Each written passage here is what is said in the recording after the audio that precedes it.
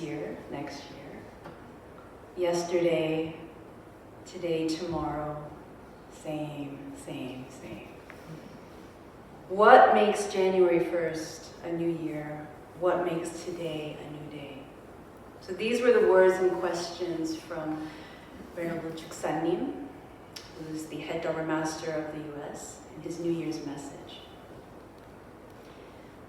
And he said, we must truly understand that each year is a new year, that each day is a new day.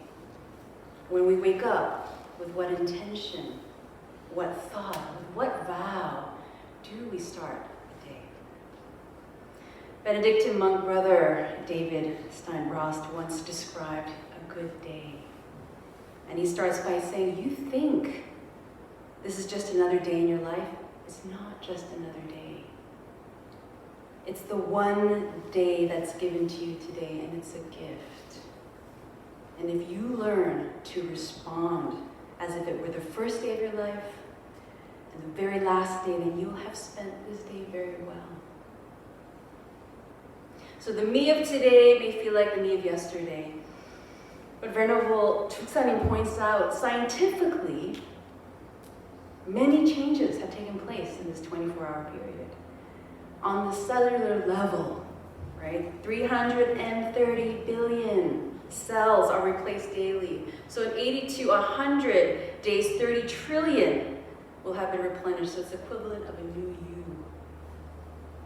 So this body is not the same as it was a year ago, and yet we can live as if nothing has changed. And Venerable Chuksanim points out that as new cells form, it duplicates the DNA, but within that process, what's most important is that our mindset also influences its formation. So what he is pointing out is that our intention influences the trajectory of our life. He uses the Korean expression, 마음을 먹다. Okay? And so that literally means 마음, which means mind, and 먹다, which means to eat. So what does that mean? It says, eat your mind. But what does this really mean? It means setting your heart to do something. You're making a firm determination. You're making up your mind. So think of it this way. You set an intention. It's kind of far away though, right? You say, oh, I'm going to do it. It's right over here. Eating your mind means really taking that intention, swallowing it, letting it digest so that it becomes your blood and your flesh. Without this firm resolve, it's very easy just to follow our habits, right? Our habitual patterns in life. The thought that I have today is just a duplication of yesterday's thoughts. My reactions today are just going to continue tomorrow, over and over again. And Chuksanim is saying, let's disrupt this monotonous chain. And how do we do that? It's through this creative effort.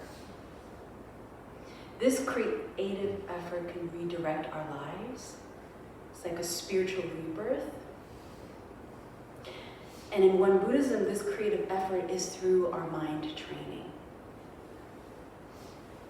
It allows our mind to become less stiff, right? Less rigid.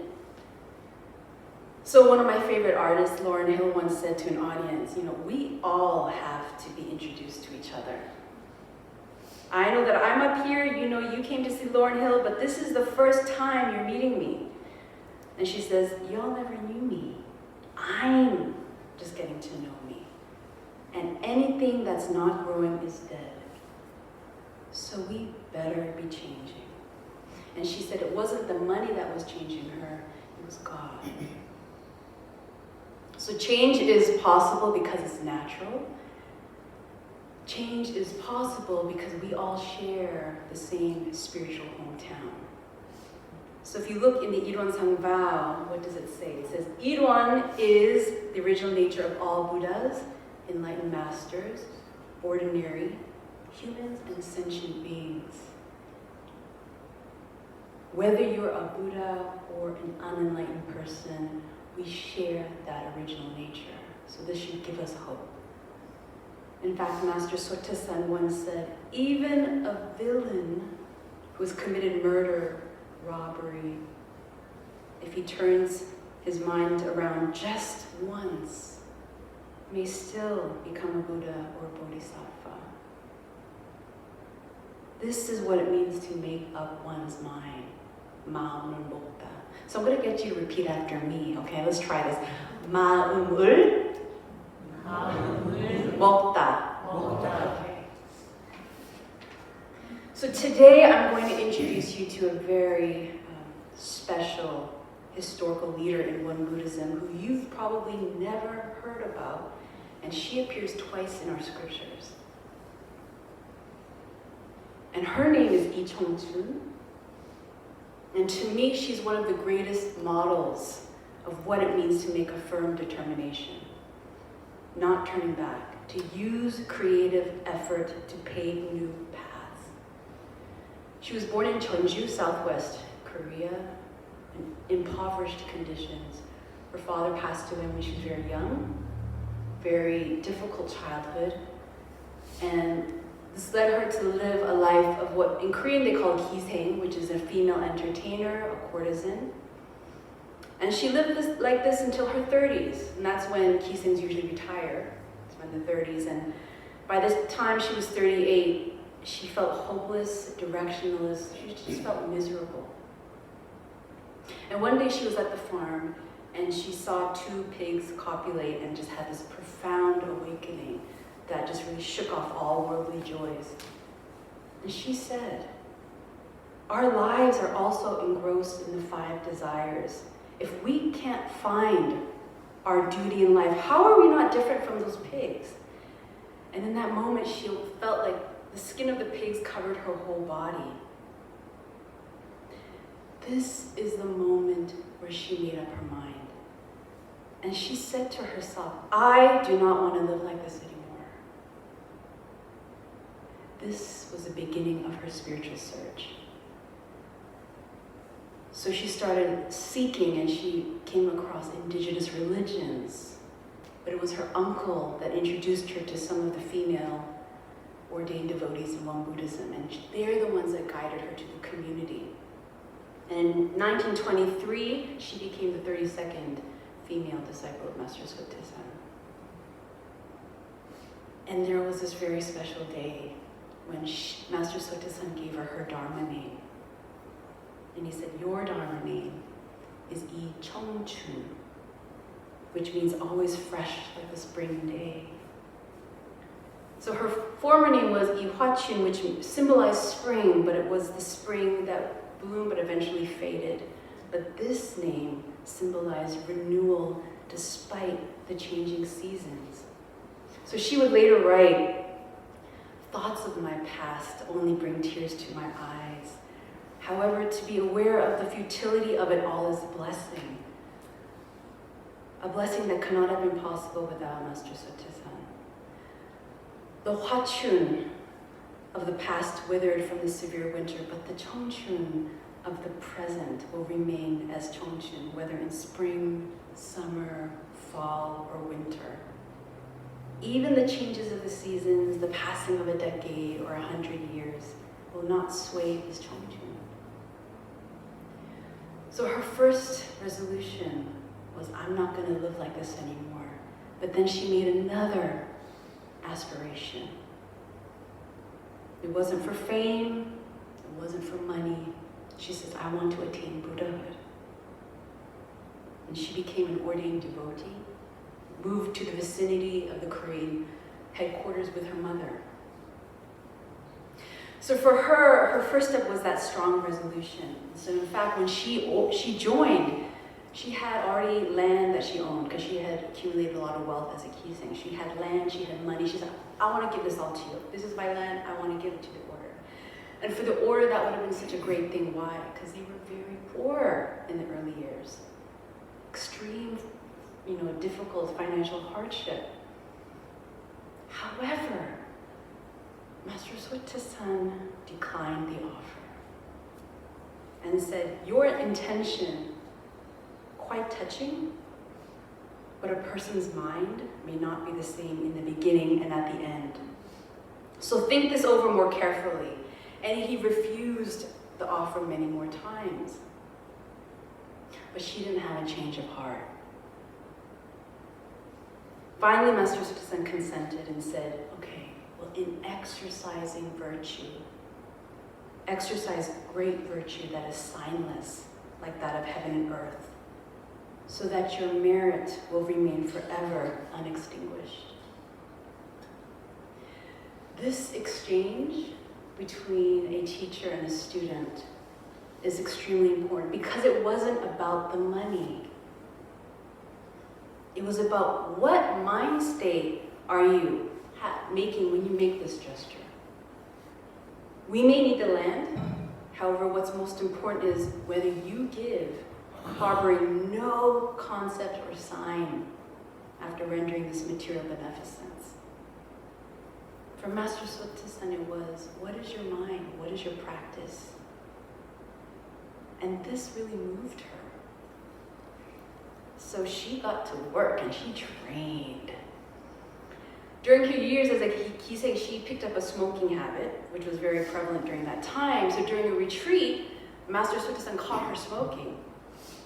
And he said, if you can't break a smoking habit, there's no point in training here. She's like, oh my God. She's like, I gotta quit. Right? But she knew this would take serious measures, so she locked herself in her room in her house that she shared with her mother, and she would only open the doors to get her meals. That was it. And eventually she quit through her own efforts. And then she would say, my time in detention helped me quit smoking. Cheonju, which is her hometown, Cheonju's I Hwachun has transformed into Won Buddhism I Cheongchun. She's so happy. So Master Suttesen, during that time, he was influenced by many of the new religious movements of that period, like Dharma. And these new religious movements taught that there was a great transformation going on. They used the expression, closing the earlier heaven, let's open a later heaven. And the earlier heaven was characterized by immaturity, by inequality, injustice. And the later heaven was characterized by cooperation, peace, rationality, justice, equality. So Suttesen was saying, we're moving to this later heaven. And in order to do that, we need a great transformation. We need a mind revolution. We need a great opening of spirit. And this is why the training was open to men, women, lay ordained, young and old. For I Cheongchun, this meant that she attended all of the retreats, summer and winter, and there for 3 months. Wake up at 5 a.m., you practice for 2 hours, meditation, and then you do scripture study in the morning, recording your diary, and chanting in the afternoon, lecture and discussion in the evening, and this happened every day. And they rested and they ate in between. Right? But this happened every day, and then in 1929, she received first place for seated meditation. And that means you meditated at least for 2 hours for more than 25 days. So she got first place. They graded you at that time. And then in 1934, she established the first Won Buddhist temple in Cheonju, her hometown, which still exists to this day. And she bought it with her own money. Who would have thought that a courtesan would turn and transform into this Buddhist teacher? I Cheongchun's creative effort was through this Won Buddhist training. 4438. In Korean we say 4438. Do you know what that means, 4438? Who knows? It's our essential teachings. 4438. Memorize this, okay? 4-fold grace, 4 essentials, 3-fold study, 8 articles. If you go to any Won Buddhist temple in Korea, if they have a lock on their door, try that. That's probably the code. If it's not 4438, try 3844. If you receive a phone call that says 4438, most likely a Won Buddhist. So that could be your lexicon now when you see each other. So how's your 4438 going these days? 4438. But as you all know, and as I know too, this practice, this great transformation, it's not easy, right? There are obstacles to this creative effort. And one of them is this mind of impatience. Like, I should be somewhere by now. But anything worthwhile takes a long time. There's no such thing as overnight success. That's a myth. So the first disciples in Won Buddhism, they were very dedicated practitioners. Like, talk about patience. Some of them were illiterate. But with the training over and over again, they started seeing changes. And one of the practices was lecturing. This is one of the items of our training in Won Buddhism, lecturing. So what happens is practitioners, you're given a topic that you contemplate over the course of the day, you connect it to your experience, and then you present what you come up with in the evening during lecturing period. So this was not only a practice about honing wisdom, but it was also helping to settle the distracted mind, because you're so focused on that topic, constantly contemplating it. In the beginning, both men and women did not want to present lecture, because you have to stand like here on this podium in front of people. That's terrifying. But they began to train. Like, everyone, there was records saying that they would rehearse, when they're in the restroom or in the kitchen or when they're cleaning, and even their sleep, they'd be rehearsing. And even during that time, that period in Korean history, women didn't speak in front of an audience. That wasn't even allowed. So can you just imagine, that's part of your training. You got to stand here. Well, some of the women were so nervous, so they'd put like a curtain, and then they'd stand behind it and give the lecture. And they were still so nervous that even after it ended, they were shaking. So Lee Chong-chun too, she had difficulty in front of an audience. So one time it was her turn to give a lecture.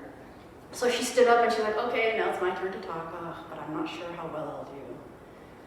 And she went out and she said a few sentences, and then she's like, oh my, nothing's coming out. This is an actual record of what happened. Oh, nothing's coming out. And she's, oh no, I've ruined everything. And then she turned to Master Soita-san, and she's like, Master, nothing's coming out. And he said, come on, you can do it. And so she got encouragement, and she started to continue, but again, nothing was coming out. So she says, I'm gonna go now. And then she turned and returned to her seat. But like I mentioned, she went to all the retreats, winter, summer, right? And back to the summer and the winter. Years of training. And eventually, she was assigned to be one of those traveling lecturers. That's how eloquent and powerful of a speaker she became.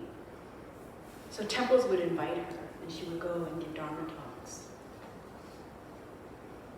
So that, this idea of, it has to be quick, baby steps are still steps. So another obstacle to creative effort sometimes is just not believing in oneself. I don't believe myself. I can't attain Buddhahood. I'm just an ordinary person. So when people tell you who they are, Maya Angelou famously advised, believe them. Just as important, however, when people try to tell you who you are, don't believe them. So when Lee Chong-chun first entered the order, do you think she was embraced by everyone? Mm-mm. In fact, when she wanted to give the land holdings, all of her land, there were people who protested. Some members protested, and they said, how can we receive money that was earned from filthy work? And this episode involving Lee Chong-chun would not be the first time that Master Soita-san encountered discord among members about who should be accepted and not. There's a well-known story in the scriptures you may have read. This is the time when Soita-san was residing in Yongsan, and a few prostitutes joined the order and occasionally visited the temple. And those around him were distraught. They said, if such people visit our pure Dharma site, then not only will outsiders laugh at us, but it will also become a hindrance for our development. We think it's best if you don't let them visit our temple anymore. And the founding master, he smiled. How can you say such petty things? The great intent of the Buddha Dharma is always to deliver all sentient beings with a spirit of great love and kindness, with great compassion. How can we let go of our original duty? Because we fear others' ridicule. What is more, in the world there may be both high and low classes, as well as high and low occupations, but in the Buddha nature, there are no such distinctions. And if you don't understand this fundamental principle, if you dislike practicing together with them when they visit the temple, then you are the people who are difficult to deliver. So he was directing them to this, the Iruanzan, the one circle image. That's our object of faith, it's our standard of practice. It's the source of all things in the universe. So all things in the universe are fundamentally equal.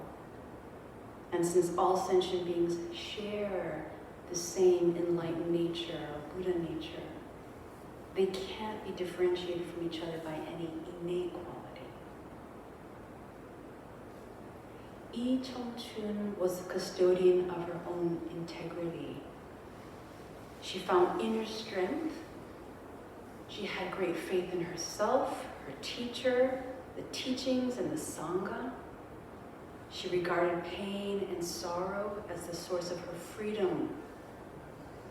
And that's why the Chongchun of the present remained as Chongchun in spring, summer, fall, and winter. So I'd like to honor her today because she kept her promise to the very end. She kept her promise to Master Sotaesan to exercise that great virtue that's signless, like that of heaven and earth. And that's why her merit remains unextinguished. So my question is, how do we choose to spend this moment? With what intention? How will you eat your mind? When Yi Chongchun passed, one of her Dharma friends paid tribute to her. And he said, just as a fish can transform into a dragon and ascend to the heavens, so too can an unenlightened person living in the dusty world become a bodhisattva. Thank you. Thank you.